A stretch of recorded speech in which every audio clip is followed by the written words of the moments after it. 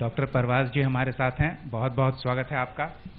और सबसे बड़ी बात है कि ये जिस क्षेत्र में कार्य कर रहे हैं, जिस क्षेत्र में इनका योगदान है, उसे सराहा जाना इसलिए आवश्यक है क्योंकि समाज के वंचित तबके की ये सहायता कर रहे हैं और समाज के उस क्षेत्र में काम कर रहे हैं जहां काम करना अमूमन मुश्किल है, क्योंकि उसे नक्सल बेल्ट कहा जाता है, नक्सल प्रभावित इलाका कहा जाता है।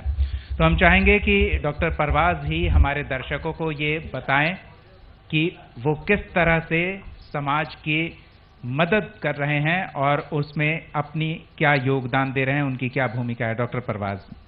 Thank you. सबसे पहले तो मैं आपकी पूरे कशिश टीम को एक आशार से स्वागत करें कि जब तक बिके न थे कोई खरीदता न था, कशिश खरीद कर मुझे अनमोल कर दिया। क्या बात है।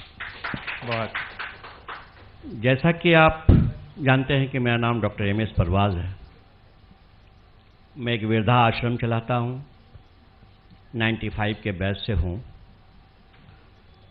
और नक्सल प्रभावित क्षेत्र में काम करता हूँ। आजकल जो समस्याएं हैं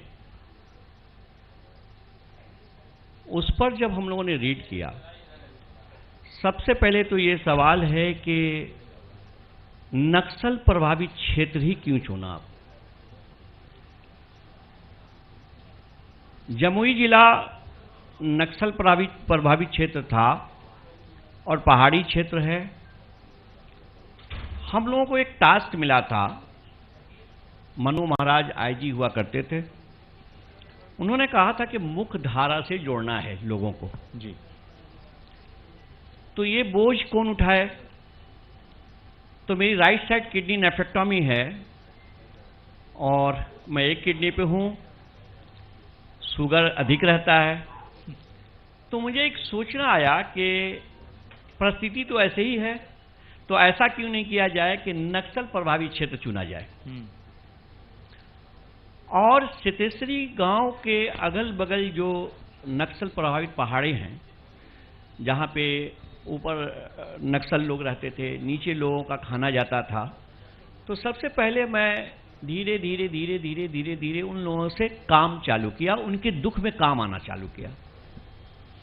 जैसे कि जब वो पेशेंट्स हालत ख़राब होती थी और उनको जब कुछ जैसे कि अभी डॉक्टर गुप्ता ने बताया, बहुत समाजसेवी हैं, तो उन्होंने बताया जैसे कि तो बहुत से कंबल हो, साड़ियाँ हो, अनाज हो, उनके परिवार तक पहुंचाने का हम लोग काम इसलिए करते थे कि धीरे धीरे उनके करीब जाएं और उनको मुख्य धारा में जोड़ने का काम करें।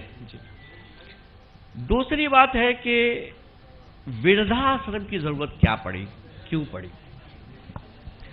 अक्सर बेशतर यहाँ हमारे डॉक्टर हैं, डॉक्टर जब बैठते हैं अपने क्लिनिक में, और हम लोग देहाती क्षेत्र में हैं, जब वहाँ कोई वृद्धा आता है तो सबसे पहले तो फीस ले ली जाती है उससे, और फीस लेकर जब अंदर जाता था तो वो एक बात कहता था कि सर 500 रुपया था, 200 रुपये तो फीस ले लिए। चूँकि इस बार वृद्धा पेंशन अभी तक नहीं आया है, ये बात मेरे दिमाग में लगती थी।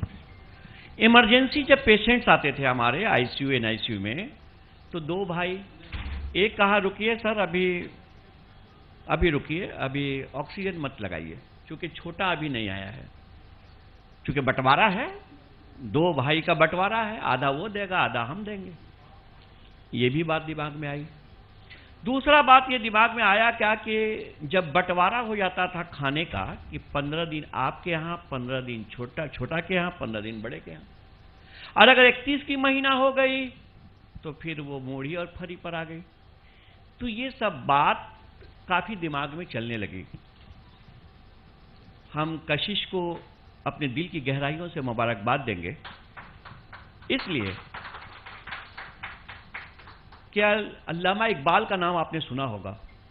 मुझे आज ये बात कशिश के लिए ये कहना पड़ रहा है कि अल्लामा इकबाल ने एक बांगेदरा किताब लिखा था, और वो किताब जब लिखे थे तो एक इंग्लैंड से एक लेटर आई थी, थैंक्स लेटर, और जब वो पढ़ रहे थे तो उनकी बीवी बोली कि ये तो बड़ा अच्छा लेटर आया है, आप रो क्यों रहे हैं?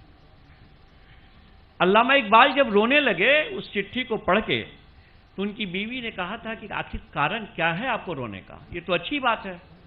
उन्होंने कहा था कि बीवी तुम जानती नहीं हो, जिस देश के लिए मैंने ये लिखा था, जिस हिंदुस्तान के लिए मैंने लिखा था, वो हिंदुस्तान के लोग हमें मुबारकबादी नहीं दी। मैंने कोरोना काल से लेकर अभी तक स्टिल नाउ 20 इयर्स अपनी कमाई की 90% मुझे गर्व है अपने बाल बच्चों पे कि पैसे हमसे नहीं लेते हैं। मैंने वृद्धा आश्रम बनाया अपने निजी कोष से, मैंने निजी पैसे से। वृद्धा आश्रम चल रही है। तो सबसे पहली बात है कि जिसको बधाई देना चाहिए, आज तक जिला के जिलाधिकारी भी हमें एक लेटर देकर इन्होंने नहीं कहा कि आपने एक इतना बड़ा काम किया है, इसके लिए धन्यवाद हो। मगर आज वो आंसू इसलिए है कि कशिश इस बात को समझा है और हमें यहाँ तक लाया, इसके लिए हम दिल की गहराइयों से उनको धन्यवाद देंगे। डॉक्टर परवाज, ऐसे में ये भी जानना जरूरी है कि आप अपने स्तर पर जितना प्रयास कर रहे हैं, समाज की जितनी सेवा कर रहे हैं, वो तो सराहनीय है, लेकिन अगर इसमें सरकार का प्रयास साथ में जुड़ जाता तो और कितनी बड़ी आबादी को आप मदद पहुंचा सकते थे? देखिए, बात तो थोड़ी सी तल्खी है। अभी थोड़ी देर पहले आपने 22 मिनट की एक रिले देखा है। धरातल पर काम करना और यहाँ पे आकर बोल देना, सो बिटवीन डिफरेंस। मैं से तो एक सवाल है कि नक्सल प्रभावित क्षेत्रों में हेल्थ सेंटर क्यों नहीं? इसलिए कि जो लोग हैं वहां जाना नहीं चाहते,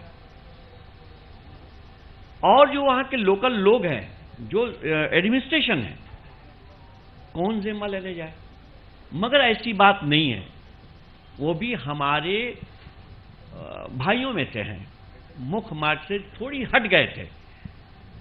अगर सरकार से हमारी अनुरोध होगी आपके माध्यम से, आपके कशिश के माध्यम से, कि वो भी हमारे समाज के एक पार्ट हैं। आज वो भटक गए थे, मुख्य मार्ग से दूर हट गए थे। और क्यों नहीं हटे? क्योंकि ये समस्याएं उनके साथ सबसे बड़ी है कि उनके बच्चों की डिलीवरी, उनके बहनों की डिलीवरी, उनके घर की जो परिस्थिति है, वो खटिया पे आज भी हो सकते हैं, आज भी होते हैं, ऐसे रास्ते में हैं। तो वहाँ पे मैं आपके माध्यम से ये कहना चाहूँगा कि हेल्थ सेंटर वैसे जगह भी दें जो वहाँ पहाड़ों के बीच कई गाँव हैं, 10-10 गांव के अंदर कोई नहीं है। मुझे ताज्जुब है कि वो जब आते हैं तो 23 किलोमीटर चल के आते हैं, तब वो हॉस्पिटल पहुँचते हैं, वो जो सरकारी हॉस्पिटल होती है।